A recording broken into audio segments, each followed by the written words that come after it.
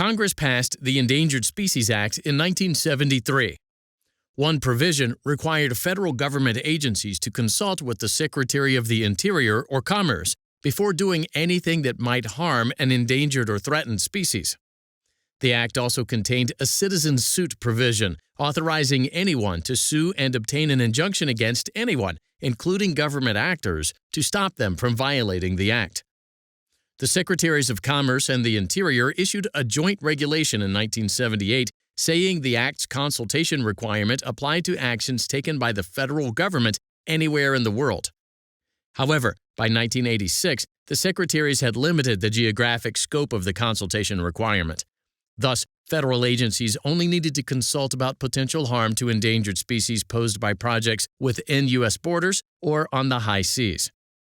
In the late 1970s and 80s, the United States contributed funding to several overseas hydroelectricity projects. Environmental and public interest organizations believed the act required the government to consult with the Secretary of the Interior or Commerce before taking those actions, because the projects might jeopardize endangered or threatened species.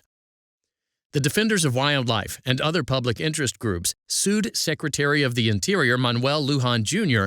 under the Act's citizen suit provision, seeking a declaration that the original interpretation of the Act's geographic scope was correct. They also sought an injunction against Lujan. The plaintiffs argued they were injured because the government's lack of consultation about the environmental impact of its activities abroad would increase the rate of extinction of endangered species. The plaintiffs argued the loss of a species impacts the whole ecosystem, and anyone with an interest in studying or working with those animals would be harmed. Secretary Lujan sought dismissal on the grounds that the plaintiffs lacked standing. The district court granted the motion. The Court of Appeals reversed and remanded. This time, the district court granted the plaintiffs' summary judgment motion and issued the injunction. The Court of Appeals affirmed, and the Supreme Court granted certiorari.